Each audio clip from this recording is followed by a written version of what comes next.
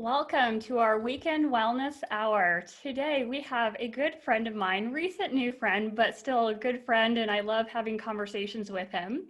My friend Paul Hopfensperger, who has done something absolutely amazing. So you guys all know that I'm into endurance sports and I run 100 miles before in the trails and the mountains. Well, I've done a little bit of swimming, just a little bit. I did it in the Ironman, which is 2.4 miles. Okay, now I feel like a real wimp compared to this gentleman who swam across the English Channel, not once, but more than once. And so we're going to talk to Paul today. He has a huge, wide variety background. We're going to talk to him one about his journey across the English Channel, what that looked like, the training, what happened. But also, more importantly, he went on a health journey because of his training didn't put him in the best of health in certain ways. And so he went on this discovery to find a new way of wellness, a new way of a diet, and it led to him to discover something called a blood type diet. So he's going to share with us all about that. But let me tell you just a tiny bit more about him. So he's the deputy mayor of a town in England called Bury St. Edmonds near Cambridge. He's a CEO of the Body and Mind Studio International. He's also a naturopathic health coach and just recently became a certified John Maxwell team member and a master of the Institute of Human Individuality, plus a whole bunch of other things. And I know he has an engineering background as well. So Paul, thank you so much for coming on today. We're really happy to have you. Absolute pleasure, Amy. Looking forward to it. Wonderful. So why don't you tell us a little bit kind of your story and what led up to your decision to do this crazy swim across the English Channel? Right. Okay. Well, I was, as you said, I trained as a mechanical engineer originally, and I was a design engineer until 1989. But what actually happened was in 1987, I came home from work one day, and there was a guy talking to my neighbor. And you probably remember them from years back. There was a car there, and on the side of it, I tried not to look. They had this badge on the back saying Herbalife, and he said, "Lose weight now. Ask me how." And it was this big sticker on his car, and I just being polite asked him, "Hello, what's your name?" He said, "My name's Colin," and he told me what he did, and I said, "Well, what exactly do you do?" And that was it. His goal was to recruit me into his business, and so he got me sort of excited and enthusiastic about the potential to earn money. I mean, I wasn't interested in nutrition or anything at the time, and I was an engineer, but he got me excited about this idea, and he recruited me into his Herbalife business. And in my first month in the business, this was in 1987. In my first month, I sold over $12,000 worth of product, and I hadn't got a clue what I was doing. But I was like a babbling idiot, you got to get on this stuff, it's got to get on this stuff, and it was just crazy. But the key was that I started using the products because they told me I had to use the products. And having got on these products, he also said to me, "You got to listen to this tape." And he gave me a tape by a guy called Larry Thompson. You probably know Larry Thompson. And it was Larry Thompson's Millionaire Training Tapes. So there I was as an engineer going off, and I was having these shakes and these vitamins, and I was telling everyone, you got to get on this stuff. And when I used to get in the car in the morning, I used to have this tape on. And that tape introduced me to some stuff which I'd never, ever heard of before. It was never taught in my formal education in either school or at college, university, nothing. And it used to say things like, for things to change, you've got to change. For things to get better, you've got to get better. So my body was getting this good nutrition from Herbalife, and my mind was getting this different type of training from Larry Thompson's training tapes. And so yeah, I got into this big time, and in June 1987, I qualified for this big event in Chicago, and flew off to America. Never been to America before. Age 24, flew to America. And the most incredible thing was that the guy who started the company, you may well know this, was the incredible Mr. Mark Hughes. And I walked into this hotel, and I pressed the button for the lift at the time, and then in walks Mark Hughes and stands beside me next to the lift. And I was like, wow, Mark Hughes. And then I walked along the corridor and I met this guy, Larry Thompson, who'd actually, the Millionaire Training Tapes. And I thought, he's real. I thought that, yeah, because when you hear this stuff, you think it's, you don't know what it is. But there he was, that Larry Thompson, and I met Larry Thompson. And then I went into this room and met Jim Rohn. And so we got Mark Hughes, Larry Thompson, Jim Rohn. Yeah, and these people, they changed my life. So over the next few years, I decided to do, I'd always been a swimmer. 100 meters freestyle, I was a county champion, county record holder, always swimming. But I was sitting there one night, and my wife was actually the mayor of the town. You mentioned I'm deputy mayor now. She was the mayor, and I said to her, I need to do some money to raise money for charity. Do something to raise money for charity for your position as deputy mayor, as mayor, because that's what we do over here. And I saw this guy on television who you may know, called David Walliams. You may not. He's a famous British comedian, and but he was on there, and he swam the channel. And I was upstairs in this room where I'm sitting now, and my wife was cooking some tea, and I came downstairs and I said, I'm going to swim the I'm going to swim the channel. And she said, right, okay, your tea's ready. She said, and I said, no, I'm going to swim the channel. I said, because it's something I'd always wanted to do. And so she couldn't believe it. So we had this conversation, and over the next sort of 8, 9, 10 months, I trained to swim the channel. And, that's a whole story on its own. But the important thing, I was using Herbalife to train with, my Formula One shakes, and all this nutrition. But I also had to put on weight.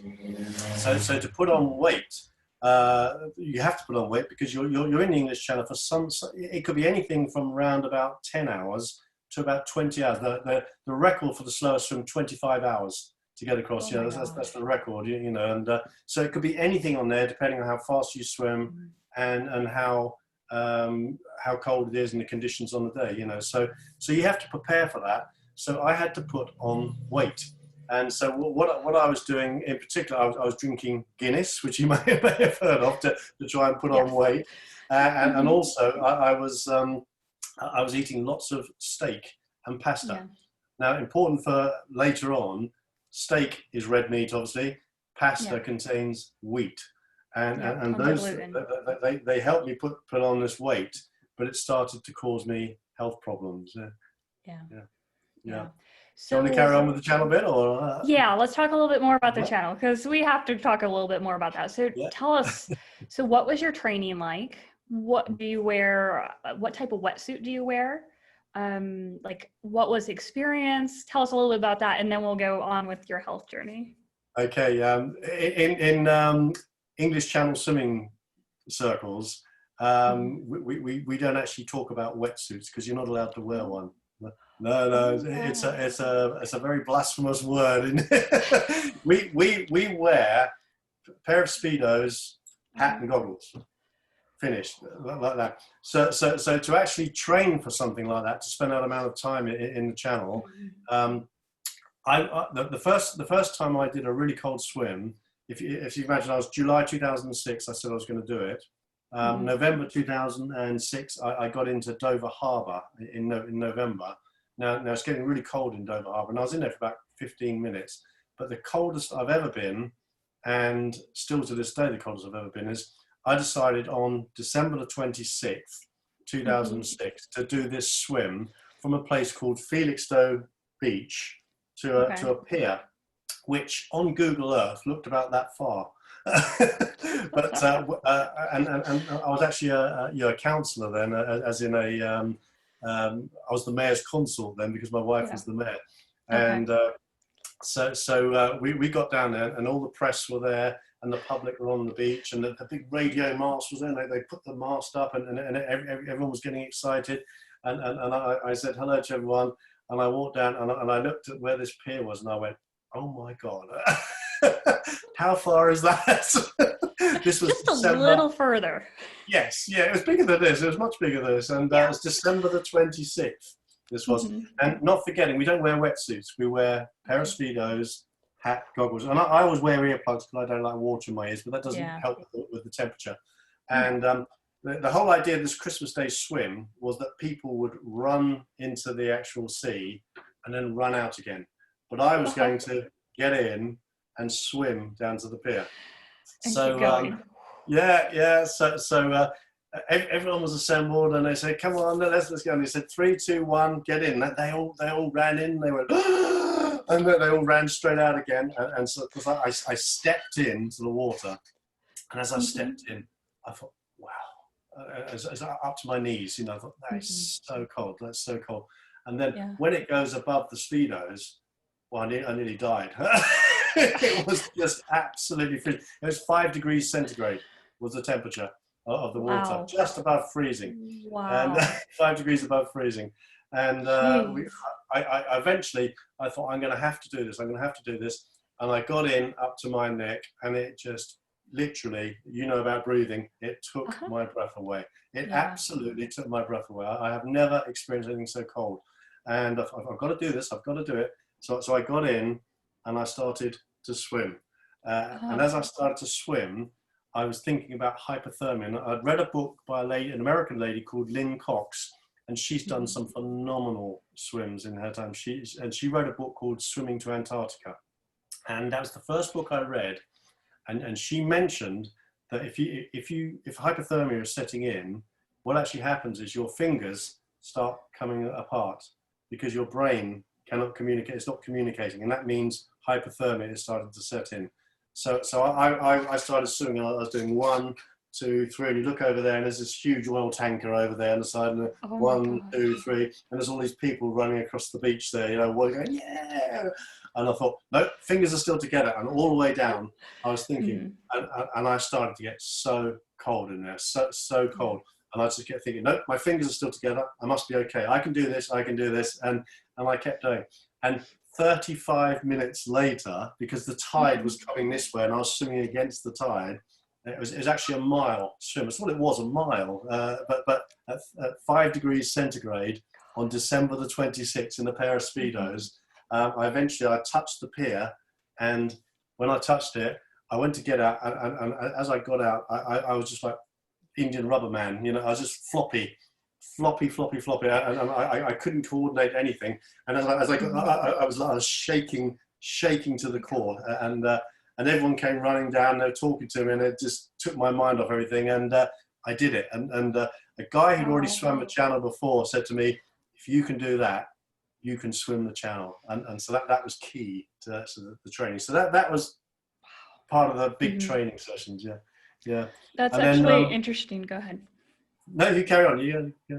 I was just going to tell you just a little tiny story. So this is how wimpy I am, and those of us who do Ironmans. So I did an Ironman in Arizona, and the water temperature was 60 degrees Fahrenheit, which is close to your 15 degrees Celsius. Yeah. And we wore thick wetsuits, long sleeves, long pants. We were still cold. And what I did to actually get through that is I took scalding water, poured it down my wetsuit beforehand. I even jumped in. I was going to recommend that to you, but you can't even do that. I mean, if you put it down your Speedo, it's not going to really do much. No, I certainly wouldn't put scalding water down the front of my Speedos. That might hurt the progress.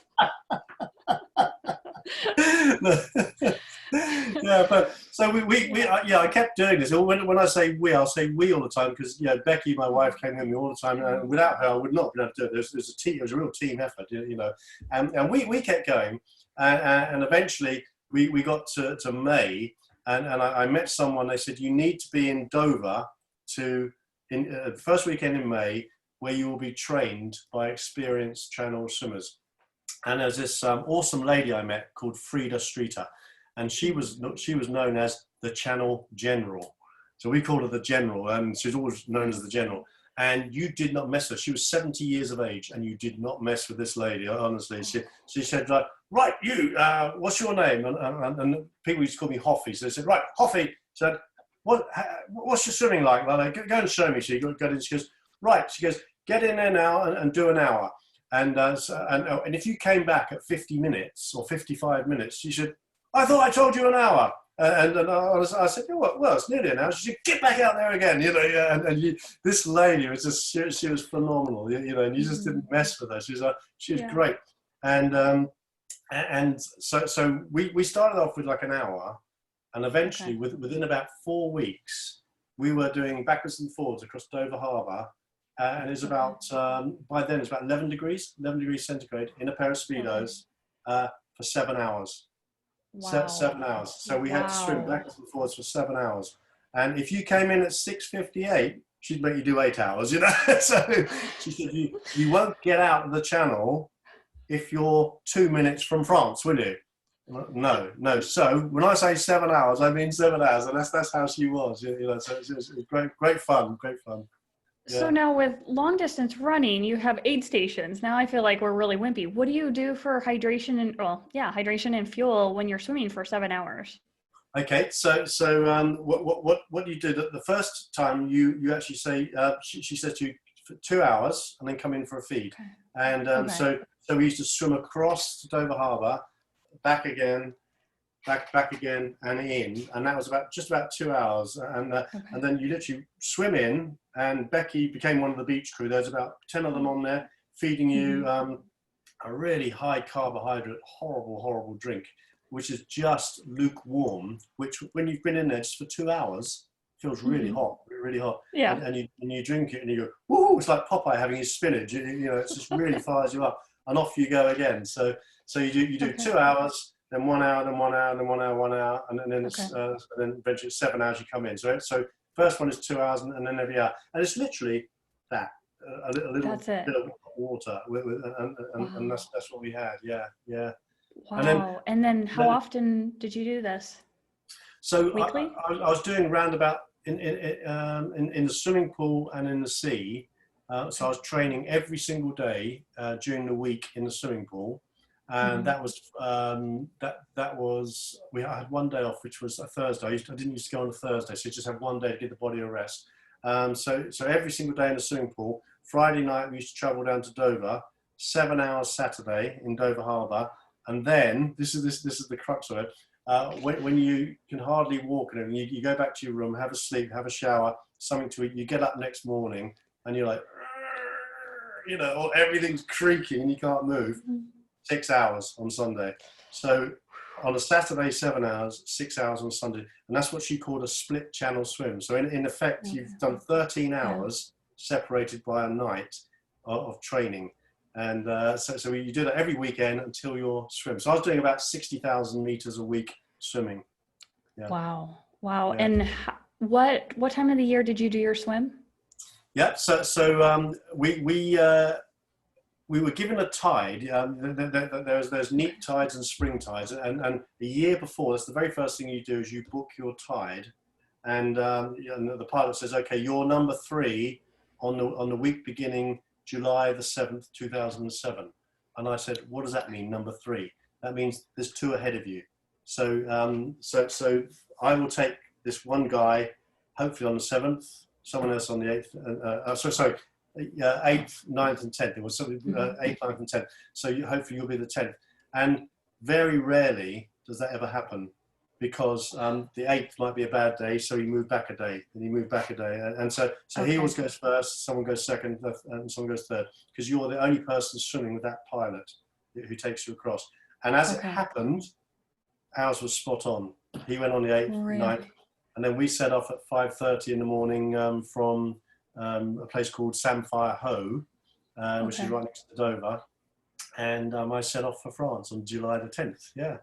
That's incredible. So you have this pilot who's in a boat in front of you, and you just follow it all the way across. Yeah, ideally you're beside it rather than in front of it, because they like to they like you to swim beside, and they're up there, they're looking down at you, because they can see from your back whether you're cold, whether you're suffering from hypothermia. They're experienced to see if you're suffering, even if you don't know it yourself. They can see whether you urinate. You have to urinate in the water as you're swimming, and they can see the colour of your skin whether you have or not. And they can, have you urinated? Yes. Yeah. Okay. Good. Yeah. And you carry on. So, and it's quite a bizarre thing, because as you first get in, the water grabs hold of you and takes you out, and you can feel it okay. as you're. It's beautiful feel. I can still feel it in my mind now as you're swimming, Yeah. and also it lifts you up again, and it takes you out, and you can feel it as you're swimming along there, and after about 7 hours, you get into the middle of the channel, and it's like a big American. You call them. Free, like we call them motorways. You call them freeways, and you like a dual Yep, carriageway. freeway. Cars Yeah. this way, the other that way. You have the Yeah. same in the channel, and it's right behind it. You can actually see it here. You see this blue line here. A little bit. Yeah, yeah, we The can. ships go this way here, and the ships go Okay. that way here. So they're going backwards and forwards there, and you have to swim, but in the busiest shipping lane in the world. Oh my gosh. 600 tankers a day go through this shipping lane, and also you have the Dover to Calais ferries going backwards and forwards at a slight angle, and the pilot boat's job is to guide you through all these. Oh my gosh! Yeah. You don't worry about it. You just swim. You just swim. Yeah, and then eventually you come into the French inshore waters, which is on this one here. This is here. These are the French inshore. This is France. And that's what they call the graveyard of channel swimmers, because if you're not in that little spot within about 10 to 12 hours, if you're not there in that time, the tide changes, and you just have to swim and swim and swim and go sideways for 6 hours until the tide changes to take you in again. So if you're there in sort of like 14 hours. Too late. You've got another 6 hour swim to go because all you're doing is you just swim and you're just literally going sideways. Yeah. But Wow. So it's either 14 or 20 hours. Yeah, basically. My gosh. But eventually, I landed there in 13 hours 52 minutes, and I walked up on this French beach, and it was the most incredible feeling I've ever had in my life. I can still feel now. This finger on my left hand, as it came in, this finger hit sand on the bottom, and I put my feet down. And I thought, oh my God! Yeah, and I walked to shore, and I was just about to cry with delight and happiness, because I'd set this goal when I was 17 to do this, and all these French people came running down and saying, "Oh, click, click, click, click, bonjour," and I was just completely blown away by what's going on. I wish I knew who they were, because they took loads of photographs. You know? Oh, you're like, wait. Nowadays, you'll be like, "Excuse me, can you airdrop them to me to my phone?" Yeah. Yeah. Oh, so that is is an really amazing wonderful. experience. Yeah. Yeah. And then did you, during that 13 hours and change, did you take periodic stops to eat? And then what did you do about sun exposure? So the first thing you do before you get in is you don't put grease on or anything, but what you do is you put Vaseline under each armpit, and you put it between your legs, and if you're a man, this is very specific to men. This one, you put it on here. Here, this is like Vaseline, and here and here. Do you have any idea why? Yeah, I do. It's because your beard grows in the channel. Your beard grows. I would expect that. Yeah. And then as you swim, and the You're arm goes scrape over, it. your beard scrapes it, and I have experienced all the blood pouring down my shoulders on there. So you have a bit of grease, and you put suntan lotion, factor 50, all over your back. But to eat, all you do exactly the same as in training. Becky, my wife, was on the boat. Pole goes over the side, and there's a little plastic cup on a piece of string, and you grab hold of it, and it's very glamorous. It's very I can see that. and sometimes the sea lands in it as it comes over the top, and you have to drink this stuff. And yes, that much, and in an ideal world, it's as quick as possible. So it's like this: grab, and you just carry on. If you touch the boat, finished. You my gosh! Yeah, you can't get out. You can't. You can't get out for rest or anything. If you just touch the boat with one finger, you're Wow. finished. Yes. So there's strict Right. rules, to saying you Yeah. swim the channel, So That's yeah. incredible. Wow. Oh, I love hearing this. This is wonderful. So now, at what point did you start having some health issues? Okay. So as I said earlier, what actually happened was I was eating lots and lots of steak, and I'd always had every Saturday night. My mum always used to do steak, and I thought I had what everyone knows as a healthy diet. I ate my vegetables and my greens, and I ate cabbage and things like that, and I had brown bread with butter on, and all this stuff. But what actually started happening was, because I was trying to put all this weight on, and I was eating quite a bit of steak, I started to have lots of nosebleeds. I'd just be walking down the street and I was getting nosebleeds occurring. But in particular, I was getting blood coming out of my backside, as we say here in the UK. And so I went to the doctors, can't see anything wrong, time and time again. Went there, went to hospital, had cameras put where you don't want cameras put. No, can't see anything wrong, no, nothing like that. But still, nosebleeds and blood all the time. And this carried on, and in 2008, I decided to swim the channel again, which I did, because you get a bit depressed after having done it the first time, and you've achieved a goal, and that's another story in itself. But I started to swim again, and I also, because of all the training I was doing, I managed to swim for Great Britain 2 times, once in Serbia, once in Mexico, and it's on what's called Open Waterpedia that I'm the oldest person to have ever represented Great Britain. Oh, that's awesome. Swimming, because of all that training I did, and but still, all this time, I kept getting blood coming out, and it was worrying, as to know what it is. So in 2008, late 2008, after 23 years in IT and engineering and everything, I said to Becky, I said, come on, I said, let's start body and mind studio, because I had Herbalife in my mind for the body, and massage for the body, and I had the mind. I had Larry Thompson's Millionaire Training Shapes, Jim Rohn, all these people, and I thought I'll do a speech. I'll start doing talks on swimming the channel and everything. So we formed Body and Mind Studio, and as part of that, I did a diet and nutrition diploma. And this is the key to what I'm going to tell you about the whole thing today. At the end of the diet and nutrition diploma, there's this guy called Chris, and he was really good. And he said to us, well done for passing. And he said to me, why don't you come back and do our blood type diet diploma? And I said, yeah. I said, what's that then? And he said to me, I'll never forget this. He said to me, what blood type are you? And most people in the UK don't know what blood type they are. I think a lot of Americans seem to know, but in the UK, they don't know at all. And because I gave blood on a regular basis, I knew I was a blood type. I was A positive. And he said to me, what blood type are you? And I said, I'm a type A. And this he said to me, he said, type A, shouldn't eat red meat, makes you very susceptible to colon cancer. And it was like someone had just punched me in the face. I was rigid, and I stood there. I went, really? And he said, yeah. He said, red meat, type A, can't digest red meat. And it was just like, no one had ever told me that before. No one had ever told me that before. And I said, why can't we? He said, do the diploma. So I did the blood type diet diploma. But from that day to this, which is now 10.5 years ago, I've never eaten red meat.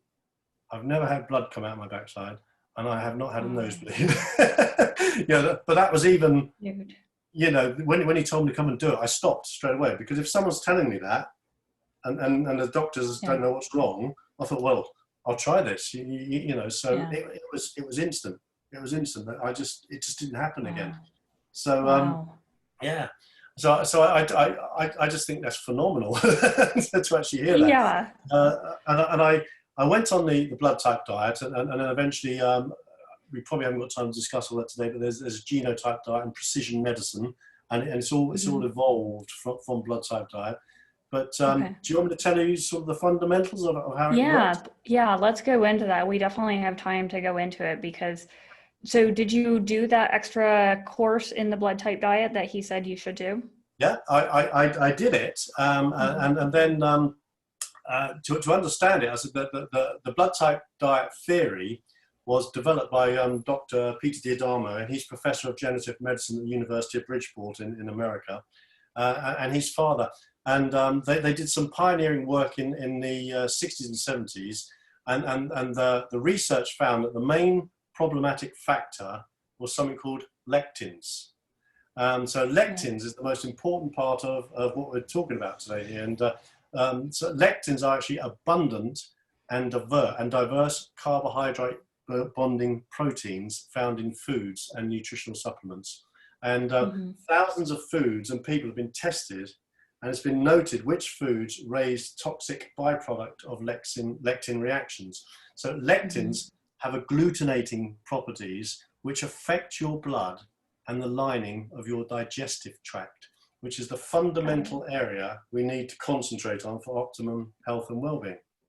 Yeah. So, Dr. D'Adamo, the research found that lectins interact with the cells in your body depending on your blood type. So, which explain why some nutrients which are beneficial to one blood type may be harmful to the cells of another blood type. So that's just fascinating, isn't it? Yeah, and we know that, and we've heard from like Dr. Gundry, he talks about lectins all the time, and I know tomatoes are one of the, main concerns that he's always talking about, plants in the nightshade family. For type A, very much so. And it's for type A people.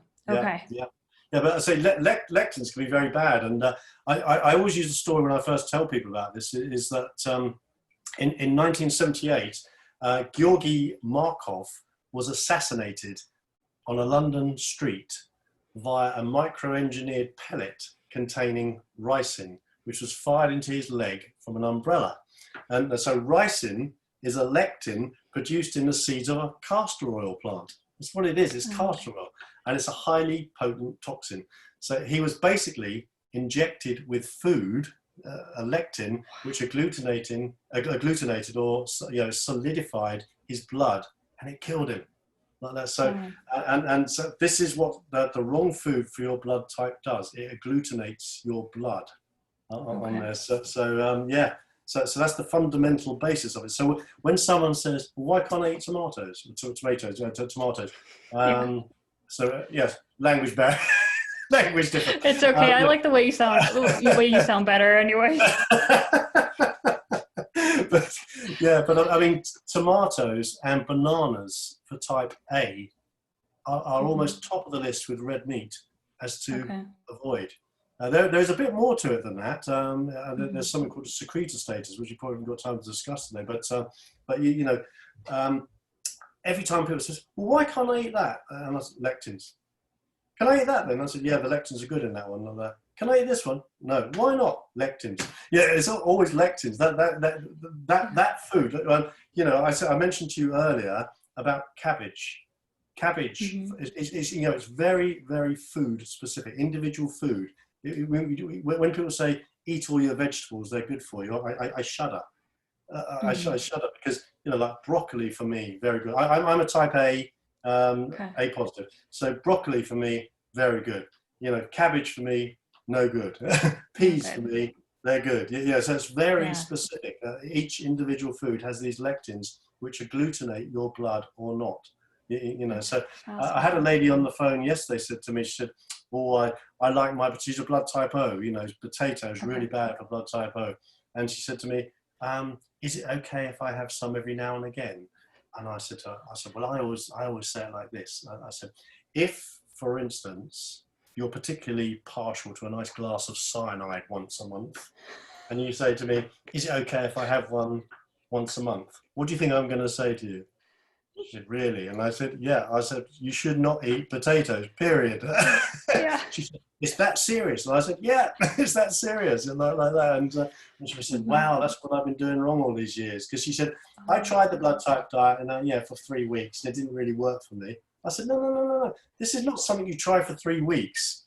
Once you understand it, this is what you do for the rest of your life. Yeah. The rest of your life, because you're not going to be a blood type O this week and then 3 weeks time, you're not blood type O anymore, you know. Right. You know, I don't think they have those full body blood and transfusions yet. Change your genes at it too. Yeah, but it's really interesting. Another thing I always say to people is I realized as a kid this, but I never sort of took up on it because it was always like, you know, do this because it's good for you, don't do this because it's bad for you. But I love the Olympics, love the Olympic Games, and in particular, I love the men's 100 meters sprint final, and I love the men's 100 meters freestyle because I was a 100 meters freestyle swimmer, and I used to watch the men's 100 meters freestyle, and I noticed at the time something about all the men and all the women who lined up on the starting blocks in both the men's and the ladies' 100 meters freestyle final. Can you think what that might be? No, that's okay. I just wonder. They're all white. They're all white. Really? Yeah. And then if you look at the men's and the women's 100 meters athletics final, what color are they? I would imagine all colors. They're all black. Wow. They're all big black muscly men and quite black muscly women. When you see a woman, when you see a long distance runner in the Olympics or marathon runners, what do they look like? They're all very skinny, long and thin type people, even if they're black or white. So I noticed this, and it's not something I picked up on it subconsciously, never thought about it, but that is specific. So to your blood type. So you will find blood type O's are the original blood type, the caveman hunter type, as Dr. Diadamo calls them, earliest originating origin. They used to run from Africa to gather and eat red meat. So blood type O's are the hunter-gatherer types who eat red meat. And their body thrives on red meat. Their whole digestive system thrives on red meat. They will lose weight if they eat red meat. And if you can't have a vegan blood type O, it will be detrimental to your health. And the opposite for blood type A is they can be vegan. They should be vegan. They can be vegetarian. Yeah, but they can have fish as well. You know, fish is very good for most blood type A, but not every single fish. Yeah, on there. So but it's very specific. Your personality, what you should and shouldn't eat, and the sports you do are related to your blood type. It all matches up. Now, what about B? Are they more the hunter-gatherers or more the vegetarian, vegans? Well, blood type B. There's only about 8% of the world population of blood type B. I think you said to me you're a blood type B, aren't you? I am. Yeah. Yes. Yeah, you are. Yeah. Blood type B. B is for balance. Yeah, Dr. Diadamo calls it balance, ever changing. You have a strong immune system. Flexible digestive system, but I'll tell you a story about blood type B. In one of my sort of local civic roles, I was an honorary commander for the US Air Force over here in Mildenhall, and my commander was a blood type B. And the very first time I met him, he said to me, what do you do? And I told him, and he said, wow, that's very interesting. And him and his wife, both blood type Bs. And he said, well, just very briefly, he said, what shouldn't do? I said, well, very briefly, generically, blood type B shouldn't drink coffee, shouldn't eat chicken. He said, wow, really? I said, yeah. He said, coffee and chicken. I said, yeah. And I told him a little bit about lectins. And we carried on doing whatever we were doing, this function. And about 3 months later, I went over to him, and he grabbed me by the arm. He said, Paul, come over here. I said, what? He said, you have changed my life. Oh, I said, what do you mean change your life? I thought, I haven't done anything. What are you talking about? He said, type B thing that you told me about. I said, oh, no. I thought, oh, right, yeah. Because it was just a passing conversation, you know. And he said, I have been having some problems, he said, and I stopped eating chicken and coffee like you told me to. I said, well, I didn't actually tell you to. I was just, it was just like a conversation. You know. He said, no. He said, but I did it. And he said, and I felt so good. He said, I felt so good. And he said, so good that I started eating chicken and coffee again just to make sure that this was true. And he said, and I felt bad. And he said, and I stopped again and I feel good again. He said, That's and my awesome. wife is the same. He said, and I said, well, there's a lot more to it than that. He said, yeah, but just chicken and coffee, you know, I feel so good. He said, it's unbelievable. So yeah, a little story on blood type B. Yeah. Do you want That's an funny. AB What's that? Do you want an AB, blood type AB, the least. Oh yeah. Yeah. What's that? Yeah.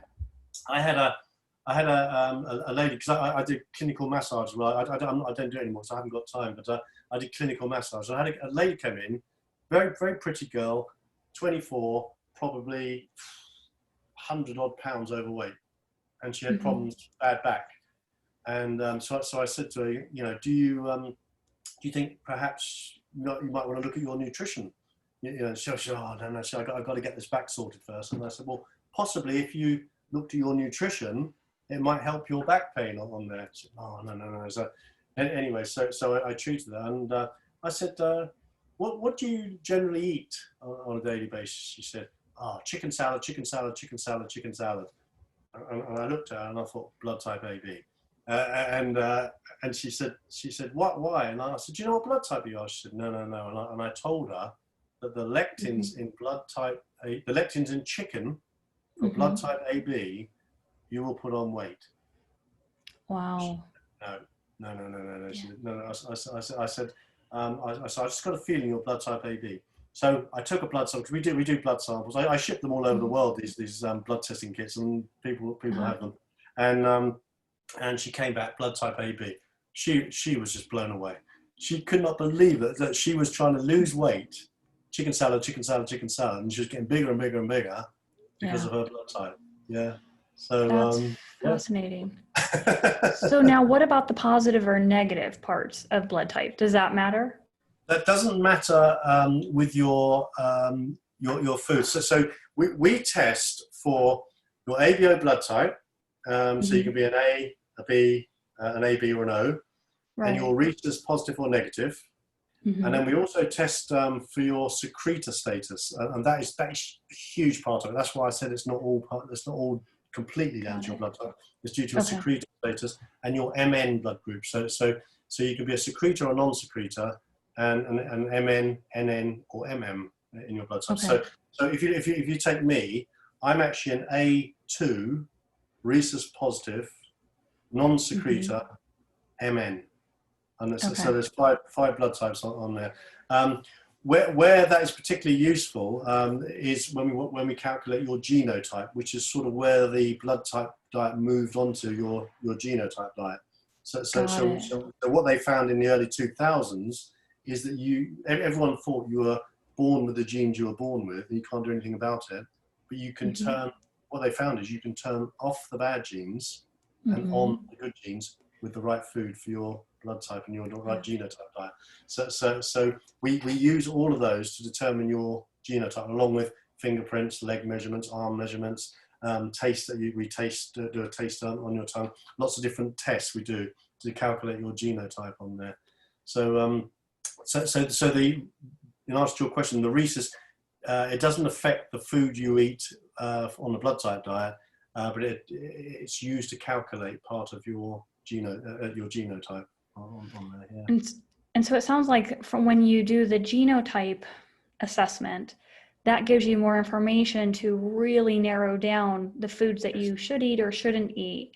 Yeah. And so I imagine after someone works with you, then you can give them, say, hey, okay, these 5 things that came back for your blood type and all the components of it, here's a list of good stuff for you, stuff to avoid, and then you give them that and they can go from there. Is that correct? Yeah, we have a piece of software written by Dr. Diadamo where we it's a web-based application. You just buy a license, and I'm working with a lady at the moment. Yeah, she's 70, and she was the one I said she was ex blood type diet. Now she wants to look at it properly. So this is a once in a lifetime thing. You calculate your genotype, and so we enter all that information, including, and what's so good about the Swami software is we include, starting with you, any siblings, history of a certain amount of illnesses, your parents, mother and father, and then on your father's side, their mother and father, and on your mother's side, their mother and father. And we're looking for things like arthritis, heart disease, cancers, a whole range of illnesses. We're looking at those, and actually, when it calculates your genotype and takes that into consideration, it prints out a list of foods you should and shouldn't eat, bearing in mind the information you've entered about these family history of illnesses. And what we're looking at is 2 of each. So if, for instance, a sibling and a grandparent had 2, back here, one side was one up there, had cancer, that's 2 instances in there. So SWAMI will actually calculate and actually say, like, you need to take cancer prevention protocols as part of this, because you've had 2 instances. It doesn't matter if it's 6 or whatever, but 2 is the key, either sideways or back upwards, And it prints out about 50 odd pages, including the exercise you should take. As I just said, I mean, for me, things like 100-meter sprinting, athletics, no good for type A. That's exactly that's what I noticed as a kid in the Olympics. All those guys standing on the 100 meters final at the Olympics are probably blood type O. They're big, muscly guys. I was never ever going to look like that. I was more of a swimmer's triangle with sort of toned muscles. We're never going to be this big, bulky guy, because that's not a blood type A. It's a blood type O. Looks like that, generally speaking. That's fascinating. Oh, it's truly neat. And so you work with people to help them with this through the genotype dieting and assessment, and then you give them recommendations, and then is there a follow-up? Because I know obviously things like this don't change, but do people follow up with you afterwards?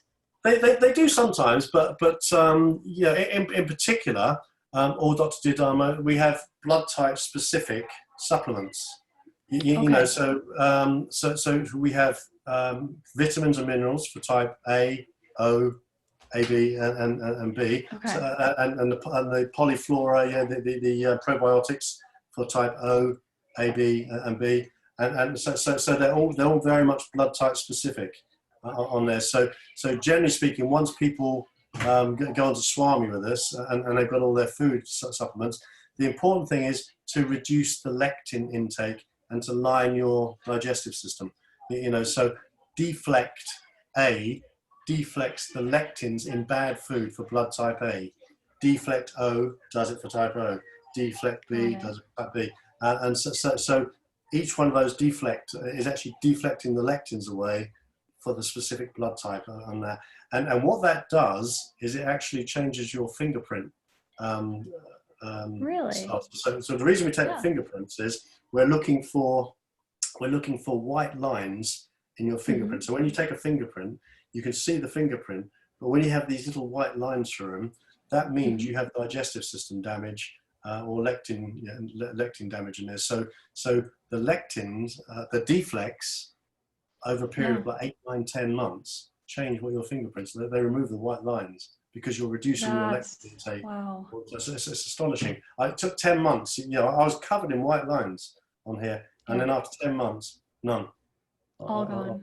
That's neat. I've never heard of that before, because I have to say, I think I've seen those white lines before. Yeah. That's fascinating. Yeah, that's lectin damage in the digestive system. So, Wow. So now I know you're also still with Herbalife, right? So that's a separate thing, correct? Yeah, I mean, I started this whole journey with Herbalife. The whole thing started there, and I thank Mark Hughes, Larry Thompson, Jim Rohn for everything they taught me on there. And if people phone me up and said, "Oh, I'm feeling a bit down. I need some supplements. You do Herbalife? Can I have some Herbalife supplements?" Then I sort of switch hats. And I say, "Yeah, that's fine," and they can have the Herbalife supplements because they've asked me for that. So I'm not going to suddenly push a different philosophy on them. They've rung up for supplements. So I'll sell them a shake and some supplements. We follow up with them on that. But if things then start saying, they say, "Oh, yeah, I've got this problem, this, that problem, the other problem," I'll say to them, "What's your blood type?" "I don't know." "And why are you asking?" And I said, "Well, let me tell you about this." And then it sort of leads into it. But I never push blood typing onto someone if they're not ready for it. This stuff, blows people away. It really doesn't. People say, "Oh, I don't believe that." And I was, well, look at my story. Look at my story. You know, when Chris said to me, blood type A, shouldn't eat red meat, very susceptible to colon cancer, it just blew me away. You know, I just could not believe he said that to me, but it made sense. It made sense. And the blood type A have a very low stomach acid. That's why we can't digest red meat. And so blood type A can only pass the red meat into the digestive system, and it sits in there and festers because it's trying to break down in your digestive system. And so it's got nowhere to go until it comes out and it festers, and it's causing problems on there. Blood type O, you know, as soon as you put the food in your mouth and the salivary amylase fires down to your stomach and fires those acids up, there's loads of acids in there. And it's like, okay, red meat, come on down. And then poof, and it's gone. You know, that's how it just disappears on there. But type A, they go, oh, no, get out. And it sort of slowly pushes it out, you know, without digesting it, you know. So it's, it's amazing stuff. That's fascinating. So how do people learn more about this? Like, how can they reach out to you, go to a website? Where can they learn more? Yeah, I mean, our website is body and A&D, so it's bodyandmindstudio.co.uk, bodyandmindstudio.co.uk. And we got a whole range of supplements on there, but under the diet and nutrition section, it's called Diadamo Personalized Nutrition. So so D''A''ADAMO, Diadamo Personalized Nutrition.